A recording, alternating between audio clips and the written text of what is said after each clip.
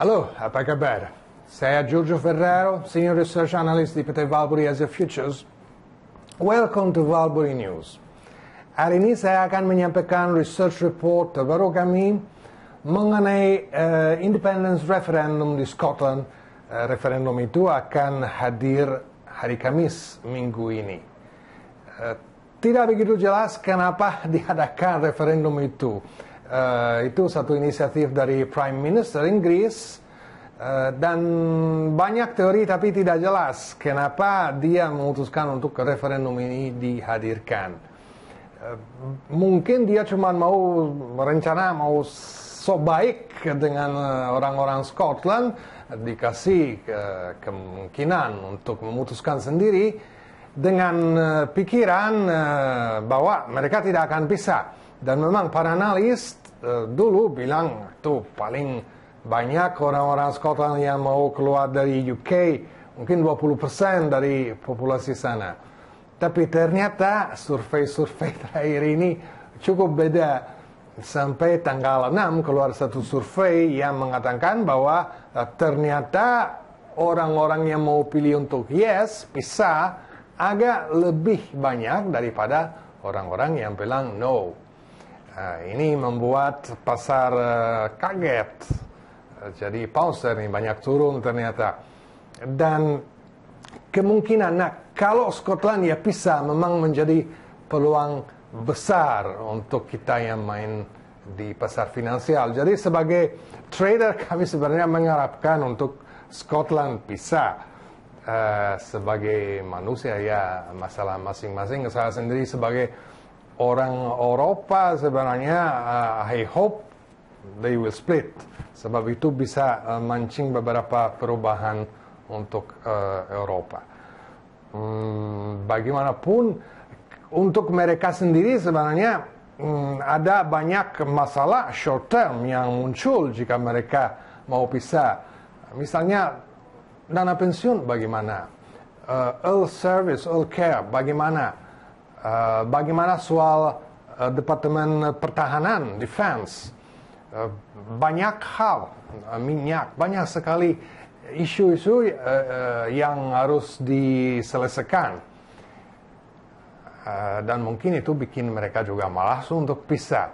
Tapi sebenarnya itu short term, long term tidak jelas kenapa ada orang Scotland yang tidak mau pisah dari Inggris. Untuk mereka, kalau lihat agak panjang sebenarnya lebih menguntungkan kalau mereka pisah. Pas kemarin saya baca salah satu dari mereka di interview yang bilang, ya kalau cerai pasti ongkosnya besar. Tapi kalau sebaiknya cerai, ya cerailah. Jadi, I don't know. Tapi perasaan saya sebenarnya mereka akan pilih untuk tidak pisah. Sebab bagian-bagian yang bilang no, mereka kurang ada dasarnya untuk no itu. Kecuali takut, rasa takut. Nanti banyak masalah, nanti rumit. Dan rasa takut itu kuat dalam diri manusia. Dan saya kira rasa takut itu sedang menambah di sana dan akan membuat lebih banyak orang Scotland yang secara tidak rasional sebenarnya akan memutuskan, akan pikir lebih bagus nggak usah pisah ya. Apakah kemungkinan Skotlandia pisah akan dapat menjadi satu event yang kurang diprediksikan tapi konsekuensinya besar? Ini petanya kita bisa melihat Scotland cukup besar. Sebenarnya sepertiga UK territory dimiliki oleh Scotland. Akan tetapi tempatnya kurang penduduk. Cuma ada 5,3 juta orang di sana. Jadi 8,4% dari penduduk total UK. Akan tetapi kalau Skotlandia pisah, bisa ada konsekuensinya yang besar dan panjang. Terutama akan beri semangat kepada gerakan-gerakan separatis di negara-negara lain di Eropa. Jadi ada domino effect. terutama orang-orang Catalonia, bagian dari Spain, mereka sudah sekarang angkat suara dengan keras untuk meminta pemilu supaya mereka dapat pisah dari Spain. Lebih mengkhawatirkan lagi, kemungkinan nanti UK pisah dari European Union. Akan ada referendum untuk itu tahun masih jauh, 2017. Nah, kalau Skotlandia pisah dari UK, kemungkinan UK nanti pisah dari Eropa juga tambah besar. Sebab orang-orang yang paling suportif terhadap European Union adalah orang-orang Skotlandia, termasuk orang-orang politik di sana. Jadi kalau keluar member Scotland dari anggota parlemen, mereka sekarang 59 member, cuma ada satu yang konservatif di situ. Jadi mereka keluar dan equilibrium di parlemen UK berubah, akan tambah di sisi Euroscepticism. Dan Prime Minister mungkin akan netral, mungkin juga tidak. Jadi dia Prime Minister juga akan dapat bikin sebuah campaign untuk exit dari European Union. Bagaimanapun, kemungkinan UK meninggalkan European Union kalau Skotlandia bisa akan naik ke atas 50%. Oke, jadi jika terjadi Skotlandia pisah dari UK, terutama recovery di ekonomi UK sepertinya akan berhenti dulu. Terus Scotland akan perlu menghentikan menggunakan pound sterling sebagai mata uangnya. London sudah jelas bilang bahwa kalau Scotland itu pisah, tidak akan diperbolehkan untuk menggunakan pound sterling. Nanti bisa juga mereka di sana mengubah opininya. Kalau begitu akan membutuhkan berbulan-bulan untuk mereka mendapat satu agreement. Jadi berbulan-bulan kita akan menyaksikan ada volatilitas di pasar sterling. Pound sterling akan melemah bagaimanapun. Dan bisa juga terjadi ada run on the pound. Maksudnya siapa lebih cepat menjual pounds dari mereka yang memiliki mata uang itu dan aset-aset Inggris. Pound kemarin sudah minggu kemarin sudah turun 2,4% terhadap US dollar dalam satu minggu saja. Dan diperkirakan kalau Skotlandia pisah, pound sterling bisa turun 15% atau lebih. Dan tentu akan ada capital outflows di sana, terutama dari investor Eropa, tapi dari investor sedunia juga. Kenapa? Sebenarnya ini bukan sebab Scotland, akan tetapi sebab ekonomi Inggris yang punya satu masalah besar. Mereka punya trade deficit yang sangat besar dan kronik.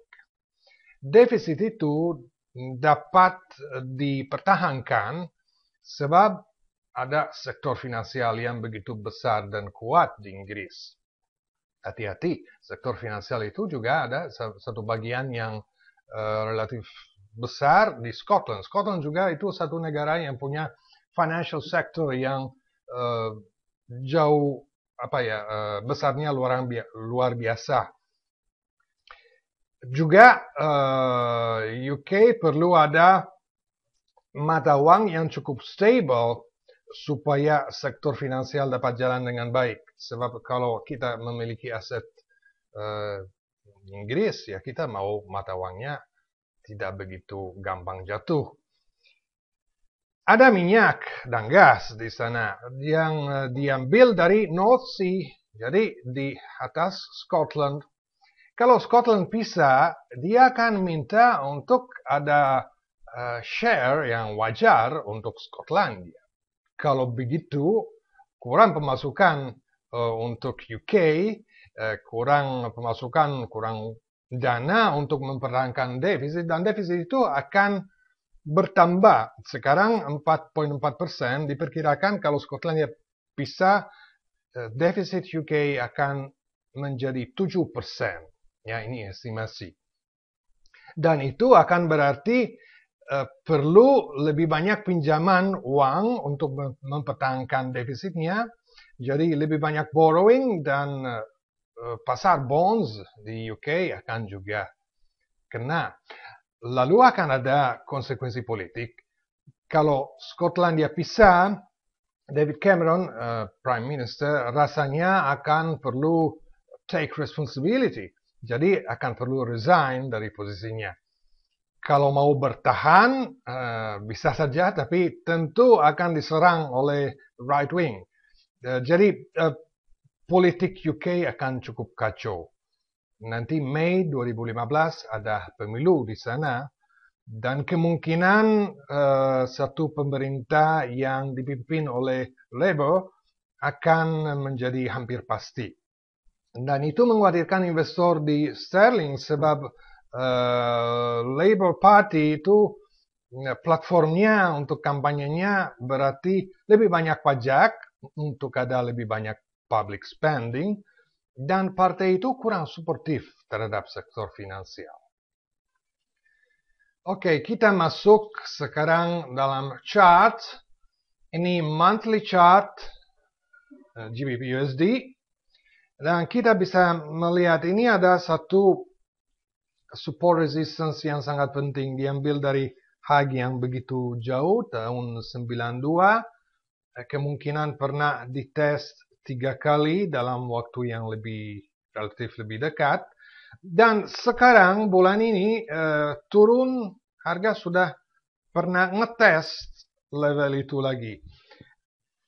Perhatikan bahwa ada garis paralel dari high ini, dari high ini kemungkinan ketemu sama low ini, dan ini menjadi kita melihat satu area di mana harga suka main sideways.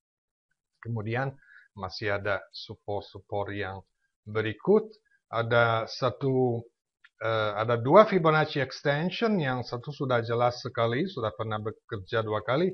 Ini juga pernah bekerja, itu area 1.478. Kemudian ada satu extension yang jauh lebih ke bawah. Ini chart yang sama tapi agak diperbesar. Jadi dari sisi teknikal, kalau harga turun lagi dan masuk di bawah support yang kuning ini, akan ketemu support yang tidak begitu kuat di sini, dan rasanya akan mencari area itu tadi, 1.478. Dan saya kira bisa saja tembus untuk mencapai target yang terakhir di support kuning yang berikutnya. Ya, jadi ini monthly chart tadi. Sekarang kita pindah ke daily chart untuk lihat sedikit lebih short term. Harga pernah main di sebuah channel, keluar dari situ, kemudian terjun terakhir ini. Mungkin kita bisa melihat yang lebih detail. Sebenarnya harga pernah main di dalam sebuah channel yang menurun, kemudian keluar dari bawah, retrace, dan sekarang sudah masuk lagi walaupun sedikit dalam channel tersebut. Tentu saja ini kita bisa juga memandang kemungkinan bahwa Skotlandia tidak pisah. Apa yang kita bisa melakukan? Tentu kita kehilangan peluang yang jauh paling menarik. Akan tetapi masih ada peluang sebab ini sudah penurunan sudah sangat panjang, terakhir menjadi luar biasa. Jadi dari sisi teknikal sebenarnya sudah sangat matang untuk ada koreksi, dan koreksi bisa cukup dalam. Jadi kalau Skotlandia tetap dalam UK, saya kira banyak posisi sell yang akan dihentikan, akan ada profit taking dari penurunan ini, dan bisa cukup naik sebenarnya. Target pertama ada level ini 1.6425. Dan terutama kita harus lihat resistance yang turun ini dari channelnya. Bisa juga retracement saya kira bisa gampang lebih dalam, bisa mencapai 1.6540 maupun lebih.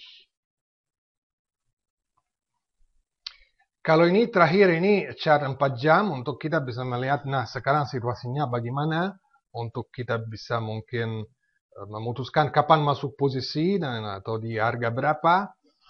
Terutama kita harus hati-hati dari high yang terakhir